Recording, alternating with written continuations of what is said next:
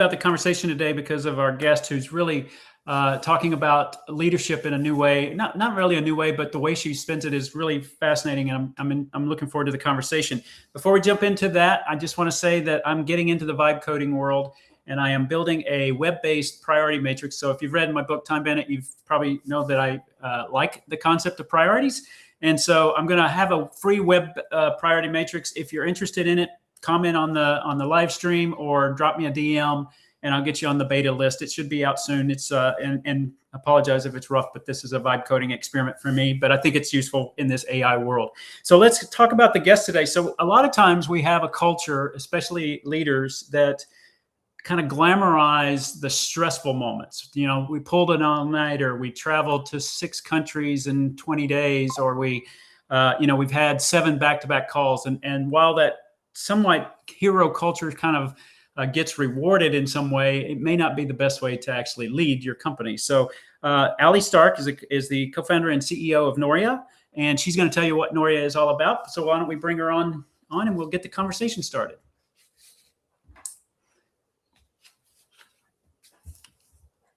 Promise you she's backstage. She's going to be here. There she is. Hello, Allie. Hi, Michael. Thank you so much for having me. Great to see you this morning. Great to see you too. So why don't I just gave a short introduction. Why don't you tell us all about yourself? Yeah, I can give kind of a brief foray into the 2 verticals and ways that I work. So my name's Allie Stark. I live in Denver, Colorado, and I have both a boutique one-on-one executive coaching business where I predominantly support creative female founders in really building elevated and heart-forward businesses. And that kind of runs a very broad spectrum. The emotional, social, spiritual components of running a business, all the way to the strategy of building out a team and developing leadership styles and getting investment, et cetera. So I work with women in a really bespoke, individualized way. There are oftentimes men as well that come through the practice, but it's predominantly focused on women. Yep. I also want to say it's like midlife women who are typically seasoned professionals at a transition point in their work and in their career. Yep. And then Noria is a leadership and development platform that I'm the co-founder of. And that offers support both through B2B side of things, where we do on-sites and leadership development courses in this concept of regenerative leadership. And we also have a female founder collective and network called The Residency, which is a year-long container that's really about elevating and expanding your spiritual being to really call in what you want professionally and in your leadership in the next chapter. Wow, you're not busy at all. Not busy at all. I also have a 14-month-old baby. So I still feel like I'm finding my footing in the world of the working mom era. That's awesome. Yes. Yeah. So congratulations. lots of things going on. Thank you so much. Yeah. Excellent. Well, I'm in the grandfather stage. I have a 2-year-old grandson, so Lovely. A little ahead of you on the timing, but it's a toddler is certainly a handful, but yeah, they're great. Enjoyable. He's just getting into that little where I'm like, what is going on right now? Like, what are these feelings that we can't communicate between one another? But it's been such a blast. Well, call me back in 15 years and you'll be going, what is this about? But anyway, that's great. So you said a lot about what you're doing, and it's around leadership. Whether, you mentioned a word there that I think we ought to start by explaining that. You said regenerative leadership, I think is how you refer to it. Can you just give us a baseline of what that is? Yeah. So a way to think about regenerative leadership is almost like a cyclical cycle that actually reinforces, rebuilds, is sustainable, and regrows the people, the culture, the environment, the business as it scales. So often the way that we engage in business is a very linear and oftentimes extractive approach. It's like, how do we have growth at all measures? And success is very upward facing. And the reality of life, first and foremost, is that it's totally nonlinear, especially when you're building a business. It's like this ever unwinding path. And if you're open to it, it really is, I think, a healing journey or a spiritual journey. But regenerative leadership is like, how am I in reciprocal relationships with my team members in the products or services that I'm offering or growing? And that it is both good for the people, good for the land, good for the environment and the culture. And that when it is all of those things, it winds up feeding back into the business and it creates this positive feedback loop.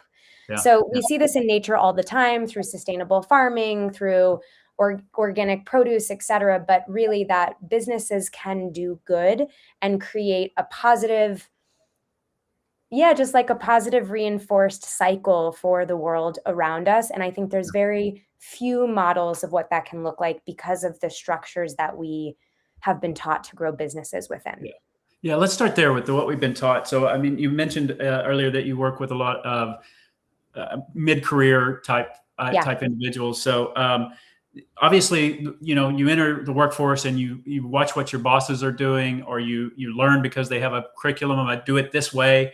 And like I started with the opening, I mean, somehow we got into a favor of rewarding those heroic moments, but when they're actually kind of draining, I mentioned an all-nighter or the 7-day trip in 3 countries and stuff like that. And while those are interesting, you have to ask yourself, is that really sustainable? One, and is it really going to benefit the company on the Thursday after you did the all-nighter on a Wednesday night and that kind of thing? So, I mean, what taught us to get that way, and what is a sign that you would say, hey, I need to rethink this a little bit? Michael, you're making me think of, I had this call with a prospective client the other day, and she is Algerian and lives in Europe, but background is Algerian. And she had lived in America for a while. And she said, I remember I was driving by like a preschool or a kindergarten, and the sign for the preschool or the kindergarten was shaping the leaders of the future.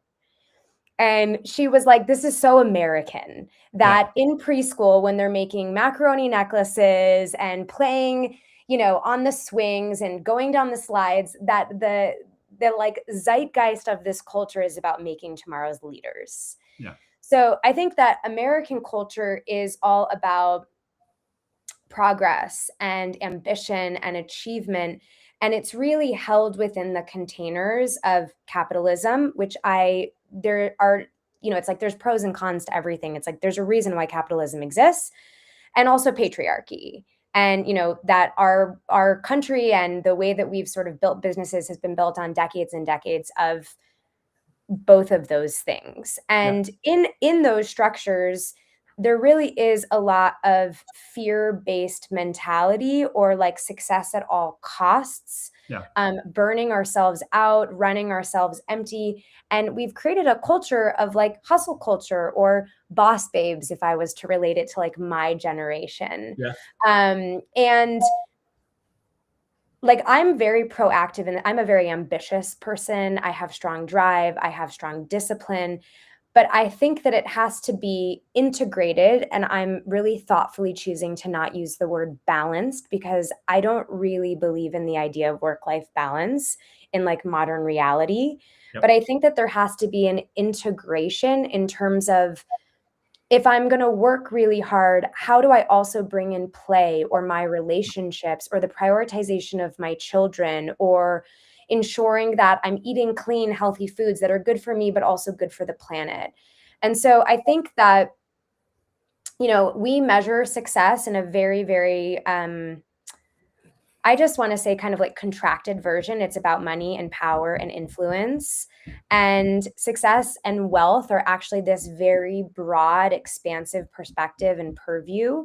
But we've been relating to it in a very specific way. And so I think that there's a lot of unlearning and deconditioning that has to happen in culture, which is that you can lean back, you can let go of control, you can trust more, be more reciprocal in your relationships, and actually your business will benefit and be more successful because of it, that there's a larger ROI based off of that. And I also want to say that that includes a financial ROI.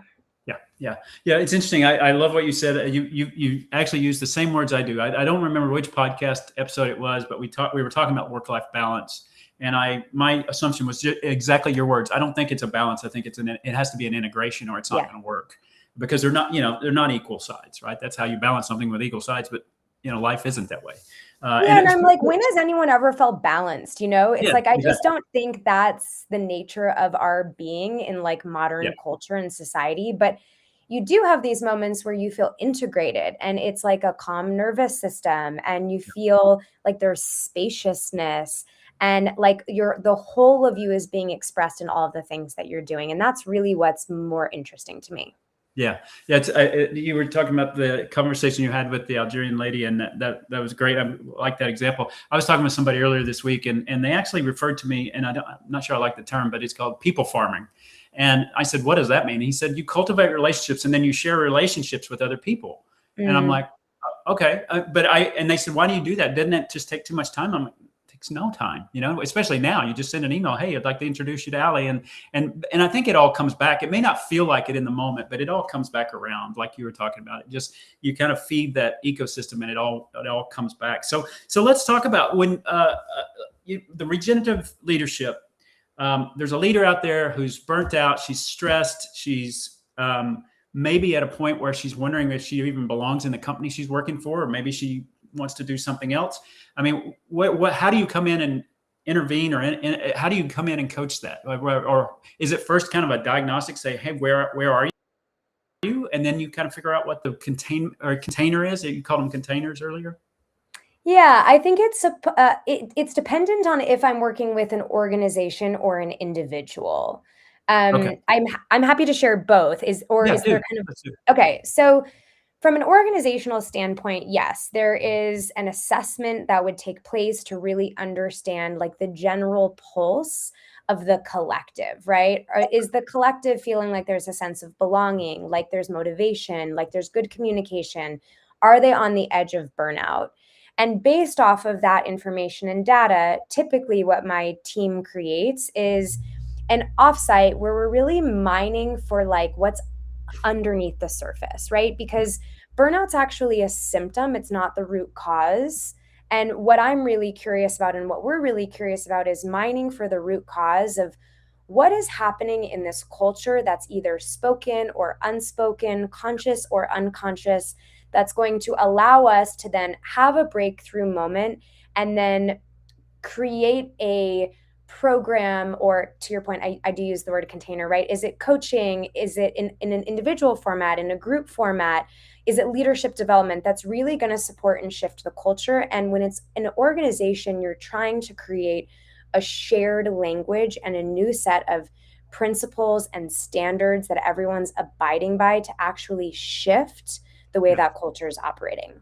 that's awesome. Yeah, yeah. So, yeah, Do you go ahead. find is that at a team level, or do you work with generally naturally smaller startups, or kind of growth companies that are on a path, or do you find that it fits in big companies as well? Or It does fit in big companies. Typically, what we'll do is we oftentimes work with the leadership suite, okay, and or we will work with a team within a much larger organization. So, there's one company that we've been supporting for about a year and a half, and that's probably like a 700-person company, but we work really closely with a 50-person team. got it. Yeah, So that's sort of what I would say on an organizational level. An individual level, it's really different because an individual is oftentimes like the feelings of burnout can make someone feel very isolated and very alone in their experience. And typically, there's a lot that's not being talked about that's going on underneath the surface. And I think that there can be shame or guilt or fear that's arising. And so, a lot of the work that I'm doing first is really normalizing the experience and then going through kind of a framework with multiple resources, multiple tools that's very individualized to each person to help reorient them to that which is, I would say, most aligned, most alive for them. And a big part of that is like deconditioning, unlearning, which is very similar to the organizational front, and ensuring that they're resourced in some other form of group or community, knowing that they don't have to only swim upstream. Because if you're feeling it and you're the only one in your company feeling it, it's really hard to do because you're basically swimming upstream. right. Yeah, yeah. Now, how did you get here? I mean, did you go through something in your life that made you rethink how people were working and got you here? Yeah, I mean, I feel just like an overwhelming amount of gratitude for the very like winding, unfolding path that got me to this place. I've kind of been on this path, I would say, for like 25 years. I just turned 40, so since I was a teenager. Yeah. I've just always been really interested in personal development and spiritual development, and I dealt with some pretty complex illnesses in my early 20s. That is the reason why I got a master's degree in integrative health, and I've always just been really interested in the ways that things work, Yeah. and how my brain works is really like I like working in the complexity of the intersection of many different things. So health and personal development and leadership development and organizational development. I like how systems operate and how we can create changes. And I think that as I've grown and built businesses and recognized how challenging being a leader really is, Yeah. I've really wanted to support other leaders, both because it's my own lived experience, but also the impact is larger. If I can support a leader, then the leader is supporting their team. The team is then being more pleasant to their families or their friends, et cetera. And that creates a ripple effect. So, um, yeah, I mean, it's kind of been like all the many things in my life have led me to this point. Yeah, yeah, and I've gone through a similar scenario. I was on that, just everything was about going up, sales, marketing, quotas, stuff like that, and then diagnosed with cancer, and then you start rethinking, the relationships that you're carrying on and how you're carrying them on, and it opens up an opportunity to act differently if you choose to. So, If you but it is choose to, the culture is yeah. strong. The culture is strong to do it the way that your boss has taught you, or whatever it is. I mean, it's. I think they would probably tell you, well, we got here because we did it this way, right? How many times have you heard that? And Right. it's like, okay, that's great, and you should be applauded for that. But can we do it? Can we modify that to even achieve bigger things? And it made me think when you were talking that I think about like the startup culture is all about hustle culture, right? And Mhm. sometimes it has to be a little bit about that because you're trying to invent something that's maybe hasn't been invented before. But I would think your services really come in when they hit that plateau. Now they're starting to have success, and they're at that point of now they're going to define what the company really looks like. Mhm. Because in a startup mode, when it's two people, doing the thing, it's something else. There's a different dynamic there. But when you start adding people, that's when you really have an opportunity to set the tone, right? Yeah, Whereas, and I feel really lucky when people bring us in at that point because to your point, we're setting the tone and building the foundation. That's one point where we get brought in, which is really an optimal place because we're building a culture that's based off of values and shared decision making models and strong communication and a sense of belonging and trust and rapport from the get-go. yeah, Oftentimes that's not how it happens. Oftentimes the culture has been built a little haphazardly because that's the way that no one knew any better. And then we're being brought in when there's actually a lot of pain points that have been exposed. And so we're really working to solve whatever pain points have presented themselves and sort of like redirect the ship a little bit. yeah, and since your focus is on women, and you talk about redirecting the ship, how difficult is that for a woman when maybe the culture of the company has been led by males? Yeah, I mean, I think, Michael, I think we're in a really potent moment in like collective consciousness. Sorry, I hope this is not too No, woo for your no, audience. that's good. I think that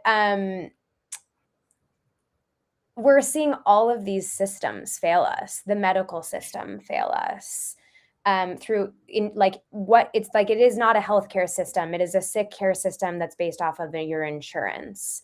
We're seeing our political systems fail us or being changed or challenged, etc.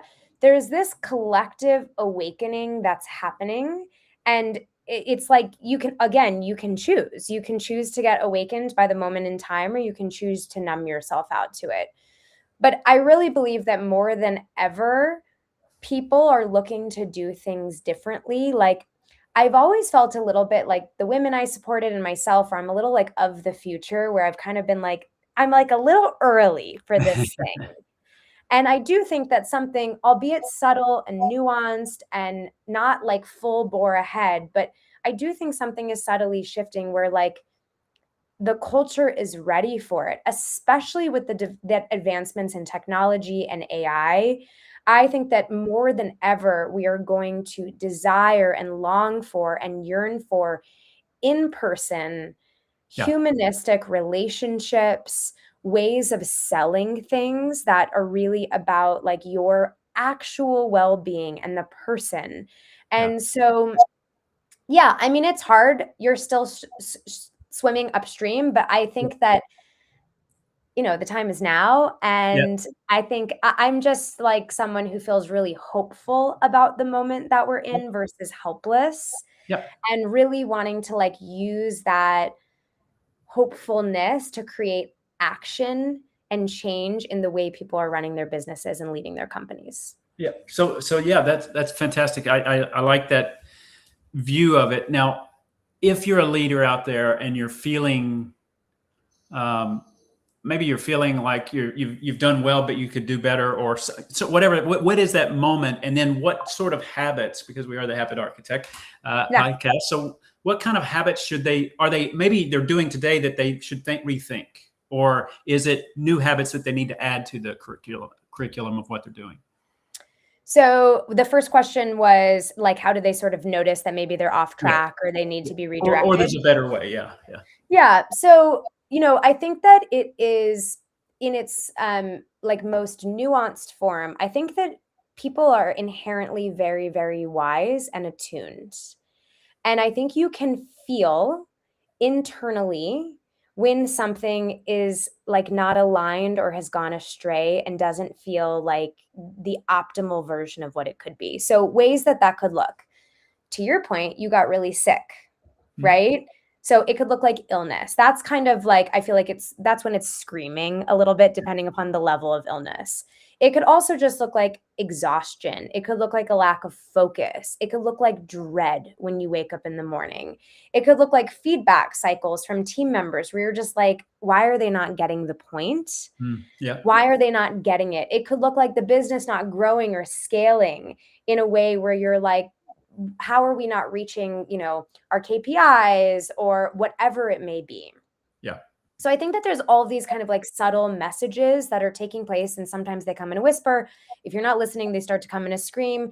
That is really sort of asking you to be very like, to me, owning a business is to be the ultimate pilot in adaptability and flexibility, because you not only are you like building the plane while you're flying a plane, which is like an age old, Yeah. ism, but I think that you're building a plane, flying a plane, and the weather patterns are changing every single moment in time, Yeah. especially now.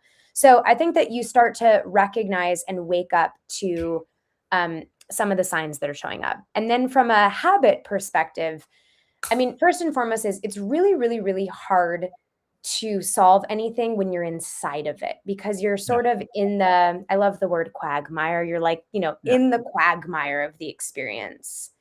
And so I think that it's really beneficial to pull yourself out of it, which can look like taking a couple days off, Mhm. unplugging from technology, removing yourself from the problem at hand and looking at it from a bird's eye view, right? If I were someone else looking at this from the outside in, what new things show itself? Yep. Yep.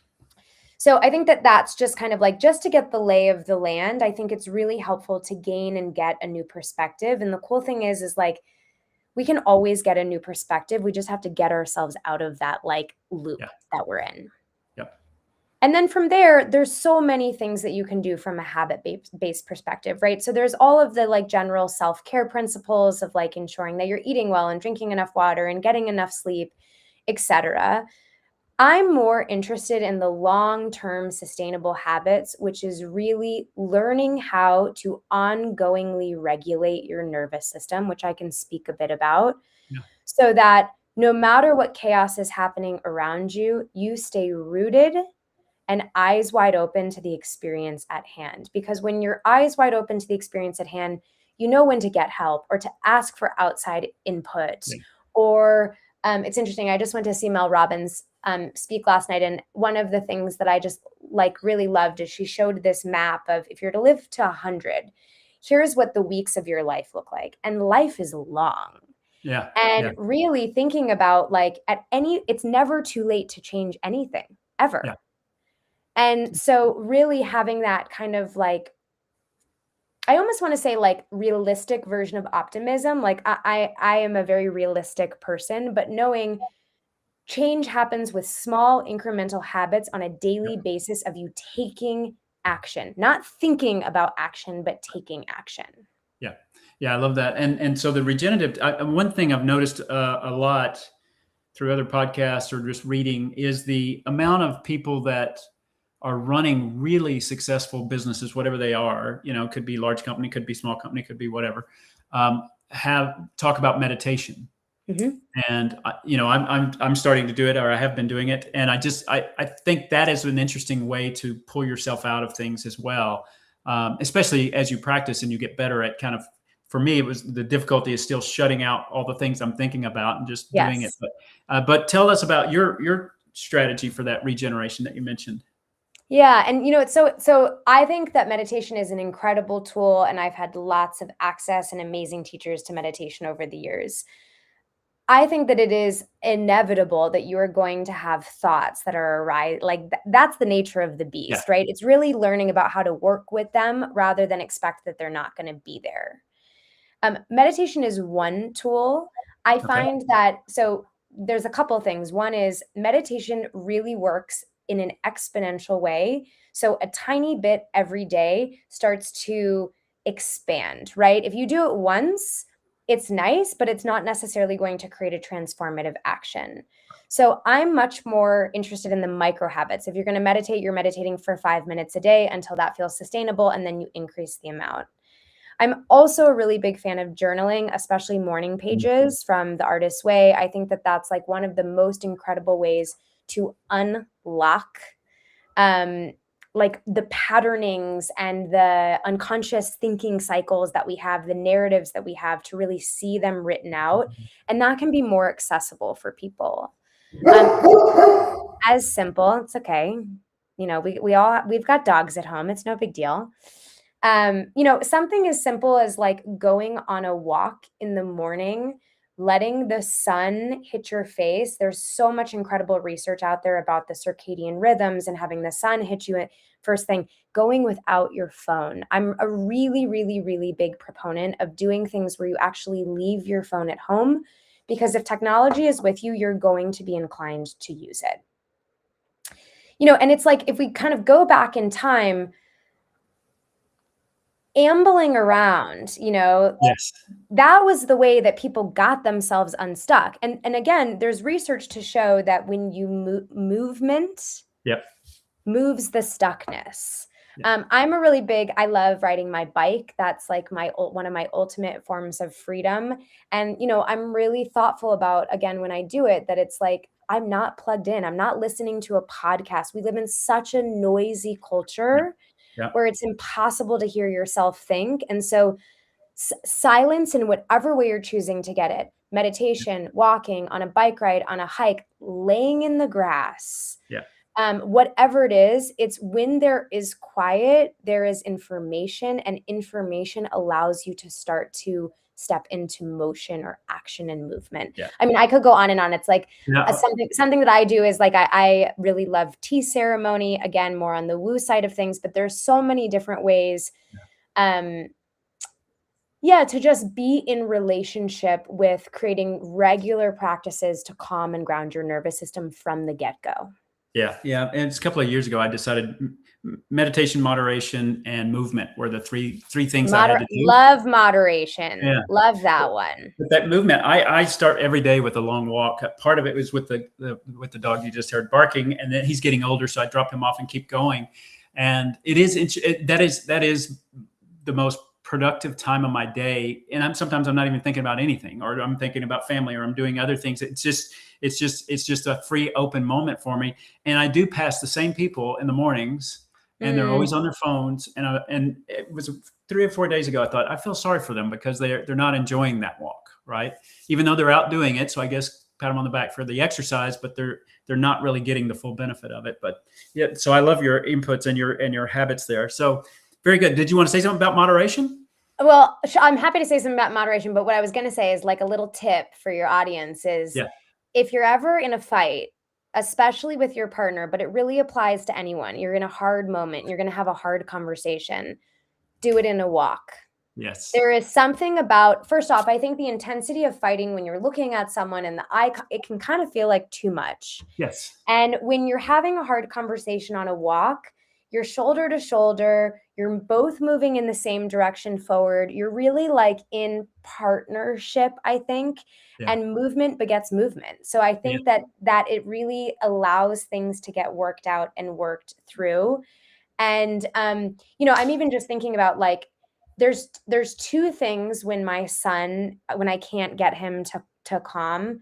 Either I take him outside Yep. instantaneously, totally Yep. fine, Yep. especially on a walk. It's not just like being outside, it's like on a walk, or music. Yeah. Music also creates movement. Yeah. Yeah. Absolutely. And we actually, somebody mentioned it on the comments in one of the channels that we had a couple on there that they intentional marriages is the name of their business. And Danielle actually said that. She said, whenever we have a conflict, we go walk. So we're not facing each other face to face because that feels confrontational. We change the dynamic, which is just what you said. That's beautiful. Yeah. Excellent. My husband and I oftentimes would like, it's harder to do that now with a baby, but we used to go on bike rides to have hard Yeah. conversations, because also like if you're really in it, someone can bike a couple steps ahead and you can just kind of like be in your own experience around it and move some of that through. So yeah, I'm a really big fan of movement as meditation, as long as it's not tipping into exercise, because they're very different. Yes, yes, yes. Okay, so we're just about at time, but I'm curious. Maybe tell us how people can find you. I think that's worth sharing, but also why they want to find you. I think we've covered a lot of topics and really elegantly talked about by you. I appreciate that, but make sure that they walk away with, hey, if I'm feeling this, maybe Allie's the next call. Yeah, so I think that if you're any form of leader that is really looking to do things differently, and I want to say operate in leadership that is the bridge between spirituality or soulfulness or depthfulness and strategy, right? I really like being the bridge of both. We live on planet Earth, so I want to build sound, sustainable businesses that make good money, but I want them to come from this soulful, aligned place. So if you're a business leader who wants to grow their business in that way and needs leadership support individually, and or wants to help create a culture that is more embodied in these principles of belonging and trust and rapport, which I really think is going to put you at the forefront of where people want to work, especially now. Yes. That's a great reason to reach out. And I'd love to, even if it's just, a chat, just to connect and learn more about your business and your leadership and where you're maybe feeling stuck and how I can support, create more movement in your life. Absolutely. And we have a few things going along the ticker down below, alliestarkwellness.com. But the other, the Noria, what is, maybe mention? Yeah, so Noria is the platform where I do the organizational work, Okay. as well as the Female Founder Network and Collective. So Gotcha. you can find both of those on there. So it's sort of like any kind of group work happens through Noria, and one-on-one work happens through Allie Stark Wellness. Perfect. Perfect. Well, congratulations on the young one too. Hopefully you're enjoying being a parent now. And Thank you. thank you so much for sharing with us today. It's really valuable stuff, because we see it every day, burnout. We see companies that could be much better if they maybe thought about it a little differently. And I really appreciate the work you're doing. So thank you so much for joining us. Thank you so much for having me. Excellent. So for everybody, we look forward to the next episode. Thank you so much for joining in on this. Be sure to look up Allie on her sites and go to our timebandit.io if you're interested in more about what we're doing. And thank you so much, and have a